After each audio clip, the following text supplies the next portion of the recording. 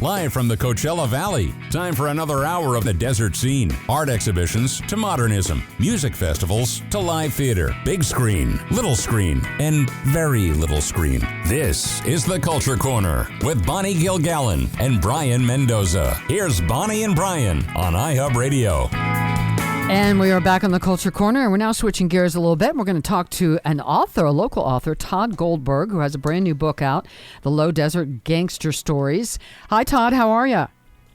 I am doing absolutely fantastic. I am fully caffeinated and fully vaccinated. How so good, I'm ready to go. Good for you. Oh, I'm envious about that. I'm not in an eligible category yet. As soon as I am, I'm going to get it. Absolutely. I've got tremendous 5G now. Everything's working great. Okay, super. So you are a New York Times best-selling author of over a dozen books, and you're also, I think it's interesting, co-host along with Maggie Downs of Open Book on KCOD Coachella FM, and the director of UC Riverside's Master of Fine Arts Writing Program. So you got a lot on your plate right now. Yeah, the nice thing is that the modeling has really sort of tapered down, so I have a lot more time to do these other things. So tell us about this book, The Low Desert Gangster Stories. And now, because you've done, the gangster theme has popped up before and some other things you've written, correct? Yeah, so I've written two novels about gangsters, Gangsterland and Gangster Nation, and The Low Desert is both an expansion of that universe that I created, and then also dives into some other things that I'm interested in that I don't cover in those novels. So Gangsterland and Gangster Nation are about a Chicago hitman named Sal Cupertine who hides out in Las Vegas as a rabbi named David Cohen, though he's neither a rabbi nor even Jewish. Okay. So he shows up in these stories, as do some of his other compatriots in the crime game. Okay. And so I'm looking at a couple of blurbs here.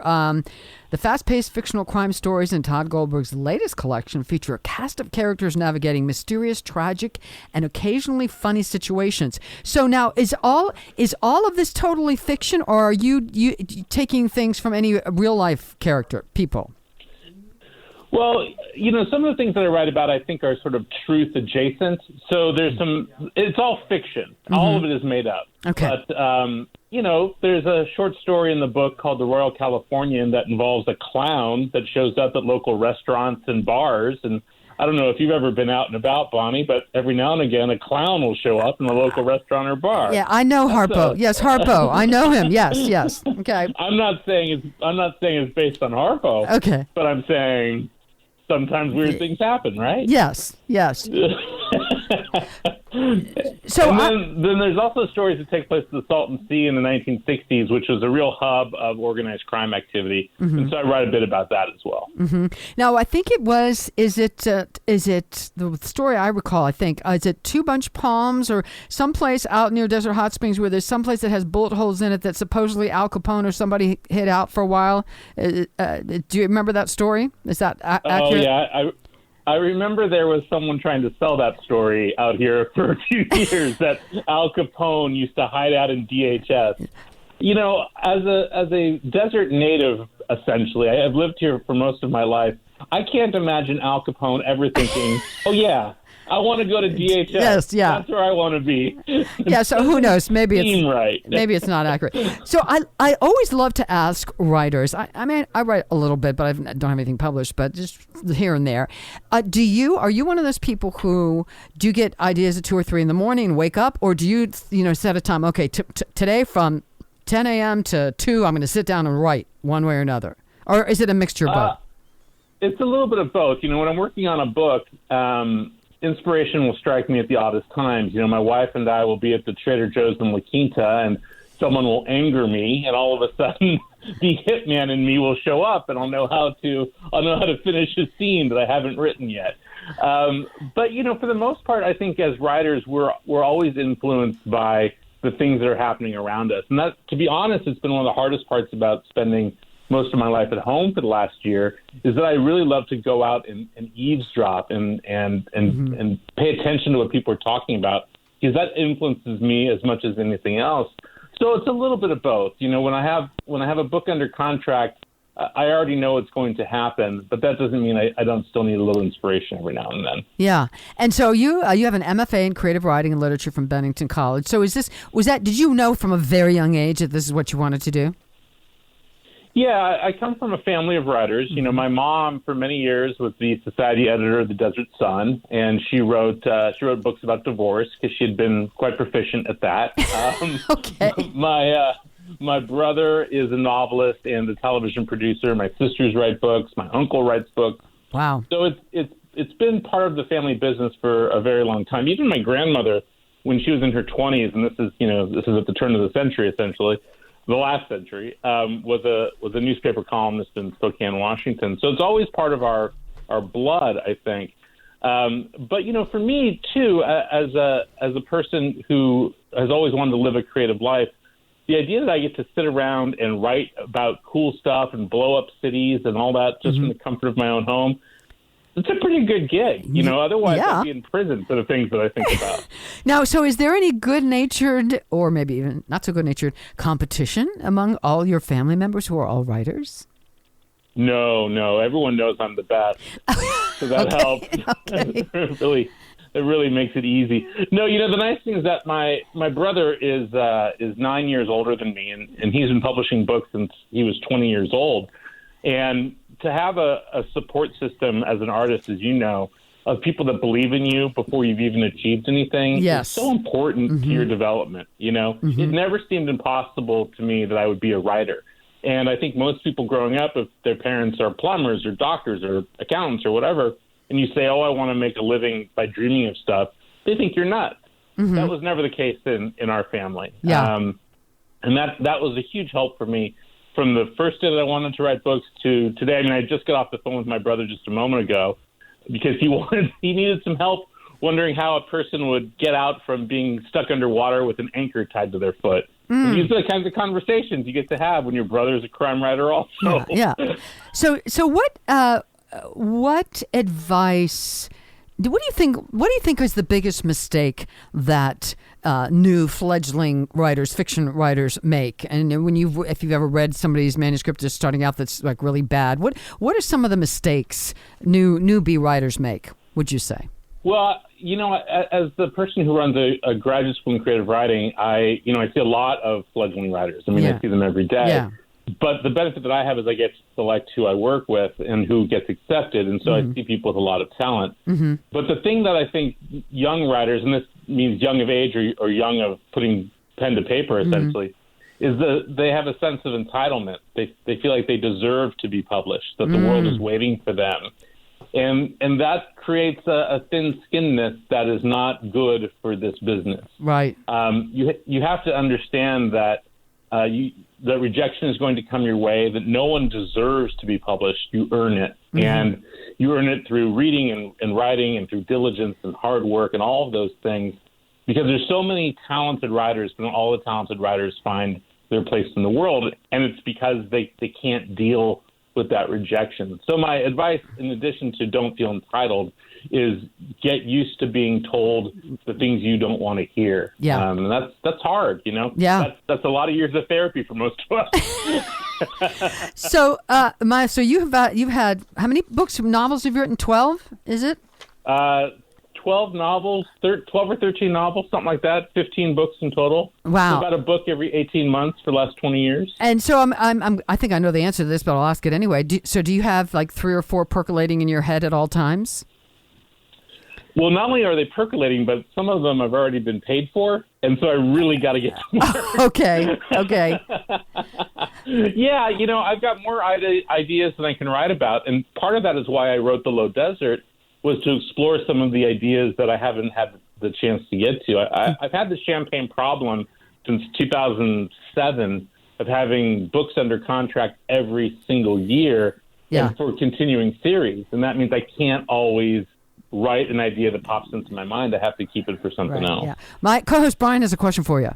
Just to get back to what you were saying about the advice for young writers, I actually do agree that when it comes to writing, when you become a writer, you have to deal with rejection. But I wanted to ask your thoughts on fan fiction. Now, fan fiction in itself is seen as sort of like this way for young writers to kind of like take make mistakes and be able to like take creative risks within like a very like I'm going to say within a certain kind of space, because when you write fan fiction, you're writing with pre-existing characters. They're already there for you.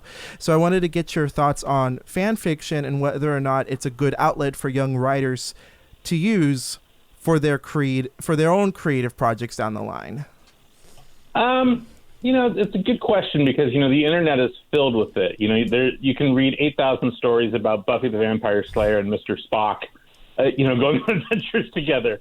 I think it's a good way to look at the machinery of how a piece of art is made and to imagine yourself creating it.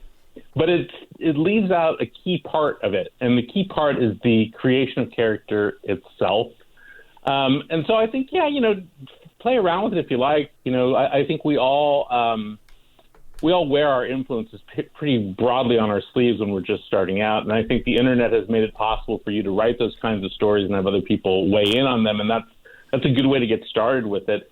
But my better advice is if you love something so much that you want to write it yourself, think of something that's close to it that you can create and have be your own, where you create the backstory, you create the conflicts, you create all those things. And I say this as a person who has written books based on a television show before. I wrote the Burn Notice books for a couple of years, and that was, for me, it was like recording a cover song over and over and over again, where I had to do something different to make the fans of that song still want to hear it, but also find it compelling enough to listen to it again. Yeah. So it's a real challenge, but I think fan fiction is a good way to learn your chops. So Todd, I want to make sure we get this in. Where can people find the Low Desert and any or all of your books? Are they in local bookstores or Amazon, or where would they find them? You can find them anywhere. I'm a big-time famous writer, Bonnie. You can buy my books wherever you buy books. Okay, well, I just wanted to check just to be sure. You can get them anywhere. And the locals, I'm going to pop into the Barnes & Noble at the Westfield Shopping Town sometime this week and sign some more copies. I left some the other day, and they all went away very quickly. But you can order them anywhere. I got lots of events that are still coming out. If you go to todgoldberg.com, you can see the current event schedule. Everything's online right now, of course. Mm-hmm. You can also get a link to get signed books. But you can buy my books wherever violent, mean books are sold. So would you say all of your books are all sort of crime, gangster, hard times kind of thing, or do you ever write anything fluffy and flowery? No, I don't. What about that Santa Claus one I saw? The collection of Christmas books. The Usual Santas is a great collection of short stories that take place at Christmas time, and I wrote a story about a family that's found dismembered on a mountain somewhere in the Midwest. Oh my God! Okay, a real holiday holiday horror. Yes. I'm not writing Agatha Christie over here, Bonnie. All right. Well, listen. I'm gonna have to get this book, Tod Goldberg, The Low Desert Gangster Stories, and you can go to Tod Goldberg, TOD1D Goldberg, GOLDBERG, todgoldberg.com to find out more about where you are and what things are coming up. Thank you so much for being here. Fascinating guy. I'm gonna have to get this book. Pleasure. All right. Yeah, get on it, you two. Okay, we will. All right. Thank you so much, Tod Goldberg. All right, we'll be back with much more on the Culture Corner.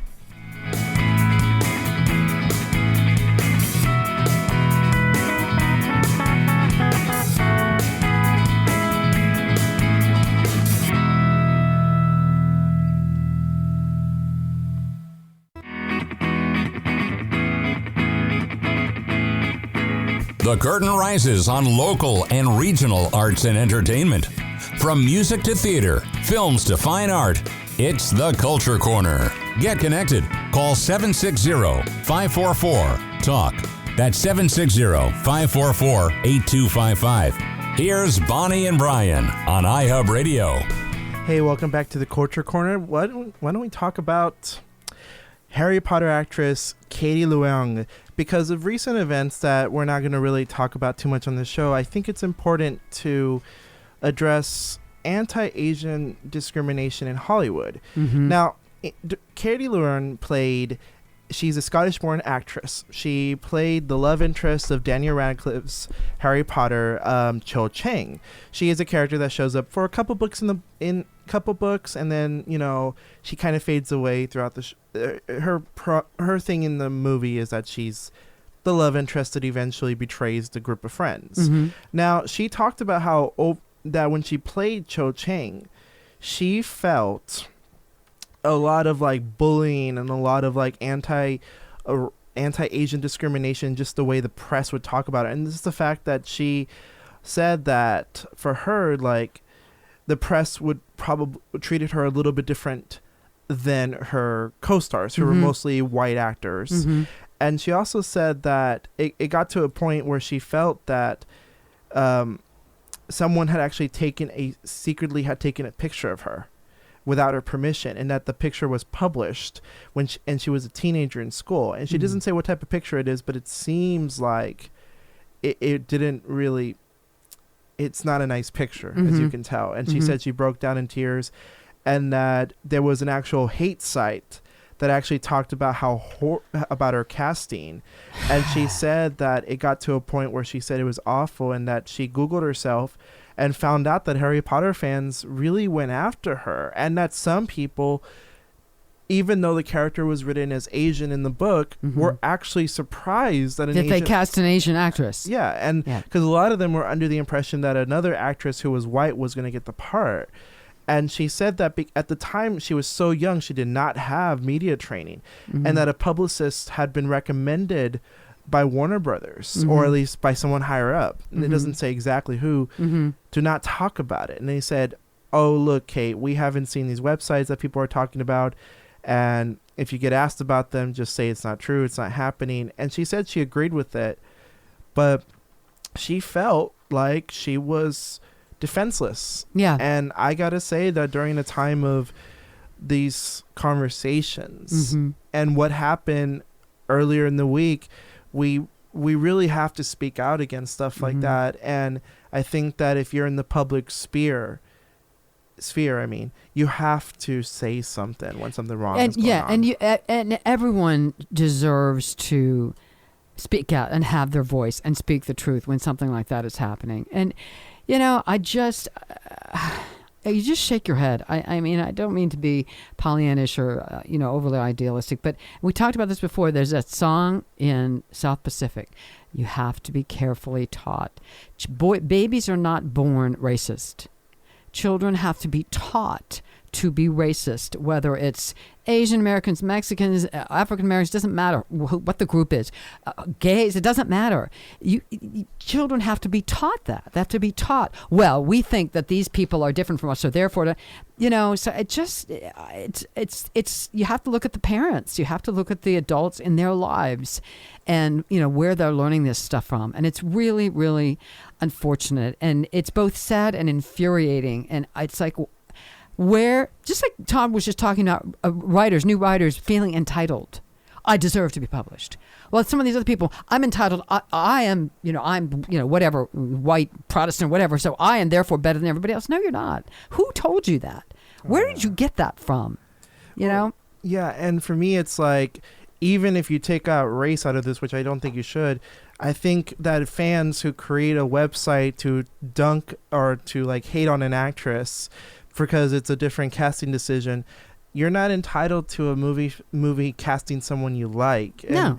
This is also the case with like another actress, Brie Larson, she's white and she plays Captain Marvel in the Marvel movies. And a lot of people were not very happy with her casting because they felt that, well, they had their own silly little reasons why, even though for me, like when I heard it, I thought it was perfect. But their reasons, and they went after her pretty hard. And I gotta say is that I am so done seeing that. I have avoided the term is fandom, meaning being around other fans. Because for me, like every time I go on fan websites or stuff I like, I always feel disappointed that they always have something negative stuff to say. Because for me, it's like, let's say in the case of Harry Potter, Katie, her character, in fact, a lot of people even say now have actually said, her character was underwritten in the movies and she deserved a bigger role. Mm-hmm. So it looks silly now in hindsight when you look back at these people. Like, I wonder, to the people who did those hate websites or participated, like, how silly you look at this point? Well, it's first of all, it's very childish.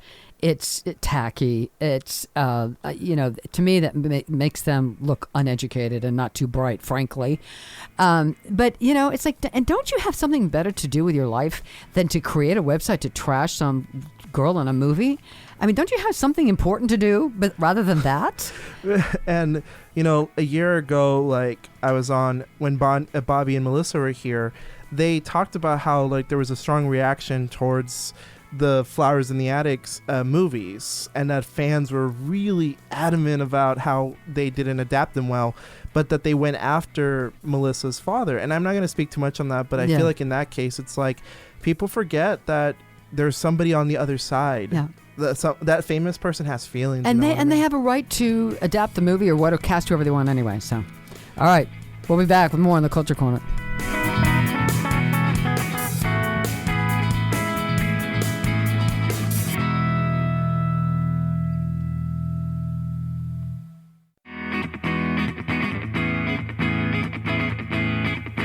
You're listening to Bonnie Gilgallon and Brayan Mendoza, talking arts and entertainment on iHub Radio's The Culture Corner. Live from the desert cities of Southern California, here's Brayan and Bonnie. And we're back on the Culture Corner, and hopefully in just a moment we're going to speak with our buddy Jeff Hocker, of course has his own show here on iHub, talking about the Palm Springs Gay Men's Chorus presenting Easter Parade. Live and virtual, hosted by Ethelina Can. I hope I'm pronouncing that correctly. This sounds like a really fun event. $30 general tickets, $60 VIP. For tickets, you can go to psgmc.com. Palm Springs Cultural Center. This is, where's the date? It is Saturday, April 10th, 7 p.m. Saturday, April 10th, 7 p.m. The doors open. Things opens at 6 p.m. Show starts 7 p.m. Special guest Ann Hampton Calloway, who is fabulous, one of the leading champions of the Great American Songbook. She's going to join the chorus in a special tribute. She has made her mark as a singer, pianist, composer, lyricist, arranger, actress, educator, TV host, producer. Voted recently by BroadwayWorld.com's Performer of the Year. That's pretty amazing. Her unique singing style blends jazz and traditional pop. She is best known for her Tony-nominated performance in the hit Broadway musical Swing, and for writing and singing the theme songs of the hit TV series The Nanny. Calloway is a Platinum Award-winning writer whose songs are featured on 7 of Barbra Streisand's recent CDs. And she also, she wrote What If Love Is All We Have for Quiet No More, which was a piece the chorus sang at Carnegie Hall and Walt Disney Hall in 2019. I remember we had Jeff on talking about that at the 50th anniversary of the Stonewall Uprising. This is a quote from Douglas Wilson, artistic director of the Palm Springs Gay Men's Chorus. So this is really a fun, exciting event. So again, it's Saturday, April 10th. Tickets are $30, socially distanced and mandatory mask show. We like that. Auction and screening of Irving Berlin's Easter Parade. Or for $60, enjoy a VIP experience, including dinner, gift bag, pre-show, auction, and film screening. You can call 760-219-2077 for details. That's 760-219-2077. And they've got they've had some great sponsors that really helped get this event rolling. Palm Springs Cultural Center, Town Real Estate, Palm Springs Disposal Service, Channel Q 103.1 FM, KGay 106.1 FM, Daily Desert Guide, iHub right here, Gay Desert Guide, The Center, Corbell, Jägermeister, The Standard, Desert Sun, and the Palm Springs Gay Men's Chorus Board of Directors. So this looks like really a fun event, and we're hoping to get Jeff on in just a minute. But the Palm Springs Gay Men's Chorus, it's been around for a while, and they really put on some great events. And, it's really great that so many venues, theater venues, performing venues around the desert are finding these innovative ways to still put on entertainment and keep folks entertained, to get them at least out of their houses, but doing it in a safe way, whether it's either a drive-in thing where you stay in your car, or it's socially distanced, or masks, and or all of those things. So this is really great. Irving Berlin's Easter Parade. I haven't seen that in years. I saw it once years and years and years ago. Of course, Judy Garland, Fred Astaire, Peter Lawford, Ann Miller. It's a great cast. And there's, do we have Jeff? We have Jeff. Hey, Jeff, how are ya? Great. How are you today, Bonnie? I'm doing great. So I talked a little bit about this, but is it Ethelina Can? Am I pronouncing that correctly? Yes? She is the hostess with the mostest, and she is going to be fantastic. So tell us a little bit how this came to be. This what a great combination of talent, music, and film. Tell us a little bit about the whole how it came to be. Well, as everybody knows, everybody's had to rethink their organizations, and so we thought, what better way to showcase the chorus than by having a great musical, Irving Berlin's Easter Parade, of course, starring Judy Garland and Fred Astaire and Peter Lawford and Ann Miller. I mean, some of the greatest talents of all time. Yep. And then we will have Ethelina Can is our hostess, who will talk about everything the chorus is doing. And, we're already starting to think about the fall. So we may just have a holiday show this December. But we brought in Ann Hampton Calloway, who has written two songs from Quiet No More, which was part of the 50th anniversary of Stonewall. Mm-hmm. And so the chorus got to sing one of her songs 2 years ago. And so she's going to do a special Irving Berlin tribute and do some welcome. And then we've got Lenny Broberg, who is an amazing guy who is going to be our auctioneer. Mm-hmm. And we've got some great memorabilia. We've got memorabilia from Judy Garland, from Ann Miller. We are going to be auctioning off trips to Puerto Vallarta and all kinds of great stuff. So anyway, so this event is Saturday, April 10th. It is a fundraiser for the Palm Springs Gay Men's Chorus, and it will be at the Palm Springs Cultural Center, also known as the Camelot Theater, which on the back side of their building, they have a full movie screen. And, who has seen Easter Parade on the big screen? Probably not very many people. Yeah. So this is a great opportunity to see one of the most iconic movies during Easter. Mm-hmm. And don't forget, it's also the second highest grossing movie musical of the 40s. The second highest. I didn't know that. Right after, of course, Meet Me in St. Louis. So, a lot of people have seen it, but maybe not right now. Yeah. Yeah. Well, also a Judy Garland movie. So she was a huge box office draw back then. Mm-hmm. Oh, yeah. Now, tell me, I see the VIP experience, $60 includes dinner, gift bags. So dinner, is there, are there going to be tables outside, or how are they doing that? Well, okay, so it's multifold here, because we all have to be creative right now. Mm-hmm. So one, you have the drive-in theater component.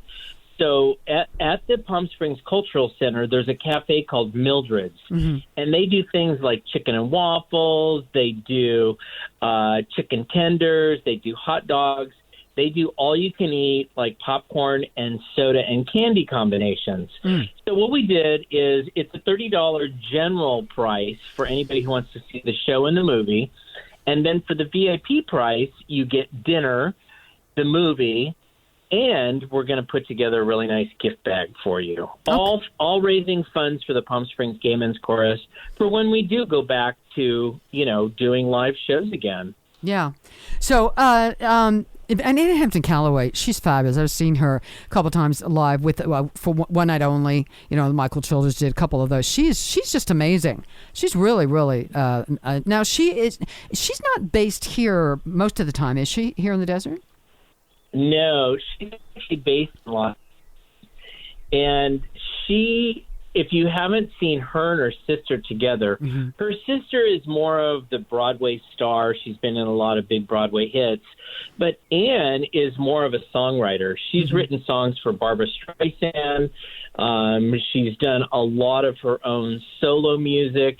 And I'll tell you, she has got a beautiful voice. Yeah, she's. So this is going to be a great show for everybody. Yeah, and tell me about Ethelina Can. Now, does Ethelina perform a lot around here in the desert? She does. She has been at all of the big black tie galas, at the Steve Chase, at Evening Under the Stars. A lot of times she does the red carpet where she comes up and she interviews people and they videotape it and they do live production. But she also does her own shows. She's got a show now that she's doing at Wilma and Frida's. I can't tell you which day of the week it is, but if you do a Facebook search for Ethelina Can, she's posting all of her stuff there. So it's going to be really fun. Everybody's going to get into the theme of it. We encourage people, if they want to wear an Easter bonnet, they can do that. We may even have a little bit of a contest. But again, what a great evening to see Easter parade during Easter. At a drive-in movie, and all the fun that goes with being a drive-in. So when I was saying there was multiple levels, there's the car portion, and then because things are opening up, we are going to have seating in front of the theater, of course, socially distanced, but we have room for about 60 people in the front. Yeah, that's a nice sized parking lot. Yeah, they have a nice sized parking lot, which is great. So. Let's say, looking optimistically, being optimistic about how things are going to go in the next 3, 4, 5, 6 months. What are you hoping? What is the Gay Men's Chorus hoping for as far as performances maybe coming up in the fall, if all goes well? We've already been talking to the Annenberg Theater, which is our home where we do our productions, and we've already set dates for the second weekend in December, and then we've already done some dates for April of 2022. So we're anticipating, one of the things that I think everybody is keen on is making sure that people get vaccinated. Yes. I think the quicker everybody gets vaccinated, the quicker we'll get back to normalcy, especially when it comes to live production. Yes. And so, most of our chorus has already been vaccinated. So, we're looking at doing rehearsals probably by late summer, by August, September timeframe, and we'll be ready for our December show. Okay. And I always like to, I know I've had you on before and asked these questions, but just to sort of review, Gay Men's Chorus, how long have they been around? How many members? Do they have auditions every year? We have auditions every year, and in fact, I'll probably come back on the show sometime in summer, and we can talk about that part of it, because right now we are actually looking for a new artistic director. Our great Douglas Wilson has been with us for 7 years, but he's ready to retire. Mm-hmm. And so, if any of your people or your listening audience are looking to lead a great chorus, we currently have 110 members on our roster. That doesn't mean we all sing at one time. Usually our concerts are anywhere between 80 and 90 people. Mm-hmm. But if you want more information, you can go to psgmc.com. And in fact, you'll see when you go on our homepage, there's a huge button that says Easter Parade. You can click on that and it goes directly to buying tickets. But if you want to join the chorus, there's also a button you can click on that says join. It has all the info. Jeff, I think we're losing you a little bit, but I think you were saying that there is correct me if I'm wrong, there is a button on the website that says join the chorus. Am I right? Is that what you were trying to say? There is a button on the website, and you can, our phone number is 760-219-2077. From our website, you can do anything and find out all the information about who we are, our history, and what's kind of cool is kind of browsing through all of our program covers from our 22-year history, and you'll see all the great variants of different shows and performances we've done. So, Jeff, I'm assuming that you will be at this event, the Easter Parade event on the 10th. My question for you is, are you planning to wear an Easter bonnet? I probably will not, because I'm the executive producer for the event, so I will be running around doing all the technical aspects. Okay. But I'm sure everybody likes to get creative in Palm Springs. You can do that in an Easter bonnet. I think you'd look fabulous in an Easter bonnet. But, all right, Jeff Jeff Hocker, Gay Men's Chorus, Easter Parade, live and virtual event, Saturday, April 10th. Go to psgmc.org. Did I get that right? .com. All right. Thank you, Jeff. We love you. All right. Take care. We'll be back with more on the Culture Corner in just a moment.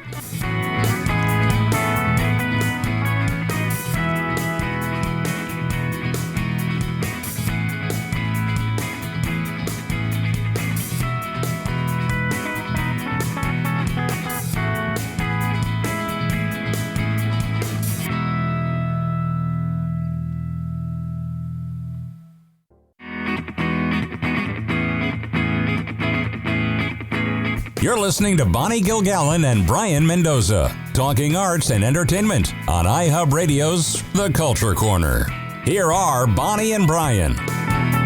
In our final news segment, we're going to talk about a news story that started yesterday with comedian/actor Daniel Franzese. Now, this actor, if you have seen the movie Mean Girls or have seen the TV show Looking, he starred in both of those. He plays... in Mean Girls, he plays the gay best friend of the Lindsay Lohan character, who is generally very nice and has a lot of fun one-liners like "You go, Glen Coco," which has become almost like a millennial slang at this point. And in Looking, I think his performance in Looking is wonderful. If you've never seen Looking, Bonnie, it's Looking, Looking. Yeah, Looking. It's a show that follows gay men in San Francisco, and he shows up in season 2, and he plays a character that is interested in one of the leads. And he has HIV, but I love the fact that it's so positive, right? It's one of the, in my opinion, it's not only positive in its depiction of like people who have HIV, but also just the fact that it was one of the first shows where I saw a bigger man get perceived as sexy. So Daniel Franzese is an openly gay comedian who does a lot of comedy about being Italian, being gay, but also tries to do a lot of body positivity. So overall, I think he's a great guy. And you know, I hope to those who don't know him, I'm describing a good picture of what type of person this is. He's been on gay magazine covers, and he's very, very much in the gay scene. And so he's never tried to hide that. So the fact that this university hired him and apparently didn't know that is kind of bizarre. Oh yeah, and just to clarify, Walsh University is a Catholic university in Ohio, and they hired him for a beauty pageant for men. Like, their idea was to have like men in looking nice and show off like the best of men. It's supposed to be like, in their perception, like a more highbrow version of like a beauty pageant, which is fine. I think those types of events are cute, you know. But they hired him to be an MC, and they finalized everything. According to Daniel himself, he finalized everything since February. And a week before the event, which is supposed to be March 26th, so honestly less than a few days from now, he got fired. And he was told via email that his contract was not approved, and that it was because the higher-ups at the university did not approve of certain parts of his life, and it's hinted that it's because he was gay. And I've shown Bonnie some pictures from Instagram, and it's one of those things where the moment you go on Instagram, Daniel, you see, I mean, how could you not know that? And it's not just the pictures of him where he's shirtless, and you know, that's his up to him. But he's on the cover of a gay magazine, and you know, and he puts on a camp aesthetic to make it clear that it's you know, that he's gay. And so for me, like I was telling Bonnie, that the Catholic university has every right to not hire anyone that they don't want to. Whoever they don't want, that's fine. But I don't think they should fire someone way after they finalize something just for something like that. Absolutely. And I feel like Daniel really got a terrible deal out of this. Got kind of screwed over. And for me, like the other thing is that I like the fact that what irritates me, actually, before I say the positive thing that's going to come out of this, is he actually took a reduced rate. They really wanted him at the university, and so then the question would be, who is it who really wanted him? And if this person really wanted him, they must have known something about him. They must have known who he is and why he's famous. I mean, it just doesn't make any sense. It's like some heads should roll for not doing your research. You know, whoever originally decided to hire this guy, or really wanted him, asked him to reduce his rate, you did not do your research correctly, or did not pass on that information to the higher ups so that people knew who you were hiring to begin with. Oh yeah, and it's not even at that point. It's more of like how, for me, like if I hire someone, you better know who you're hiring. Yes. And like in the case of Daniel, like he doesn't hide. Yes, he didn't hide anything. Yeah, and Daniel's has every right to be angry, not only because it's discrimination, but also because like he took a reduced rate and he wanted and he felt, and he does admit, you know, hey, I'm a comedian, I'll make this money back eventually, but it's the fact that I had to make accommodations. It's the principle of the thing. Yeah. And he did say in the end that he wants to host a event at a gay bar in Ohio. He wants to host a fundraiser event for the Trevor Project. And if you're a gay student at Walsh University, he tells you, come in, bring your Walsh ID, and you'll come in free. Wow. You'll get in for free and you'll get everything accommodated.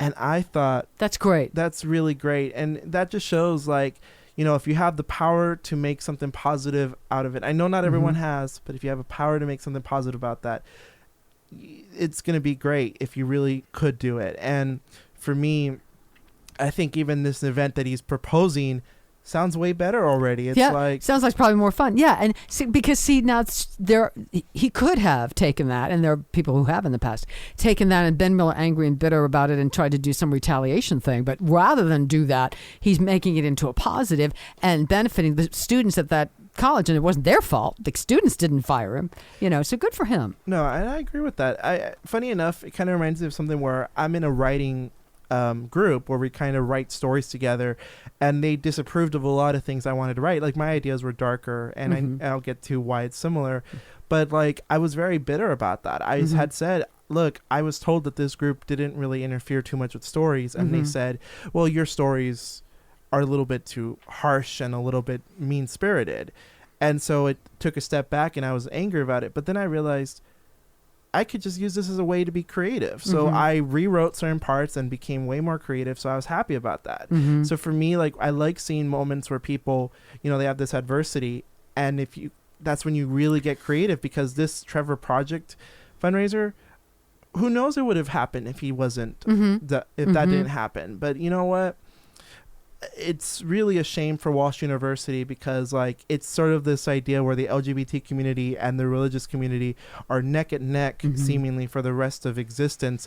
And this would have been a great chance to have not only an openly gay but very friendly presenting person. Right. Like, I mean, I know some people out there's this sort of perception that some gay men, you know, part of their comedy is being mean. And it is criticism that I have, and you know, I'm not saying it's not always funny, but sometimes it can Well, and be there are some straight comics whose comedy is mean too. So, you know, it's not. Yeah. Well, it's definitely not exclusive to like gay men, but Daniel's comedy has always been very like friendly and optimistic. And if he jabs at something, he jabs at himself, but it's always at the idea of bringing himself up, but bringing others up. So for me, they lost out on someone who was sweet and nice, and actually, and he even said his comedy would have been family friendly at the event. And he said, I would have never even mentioned being gay. In fact, the idea was to be positive and happy and actually talk about the values of positive masculinity at this event. And he felt that it was like lost so out. I think it was lost opportunity for the college. I think but good for him for taking. That's one of the things I admire about people in life, taking adversity and doing something positive with it, and he is. So good for him. Good, really good work, Daniel, because honestly, like, even if Daniel. We'll leave it at that. It's a good positive story at the end. Thank you to all our guests. Thank you to Michael Healy and Jeff Hocker and Tod Goldberg, and I'm Bonnie G. This is Brayan Mendoza, and we will see you next time on the Culture Corner. See you next time, and stay safe and have a good time.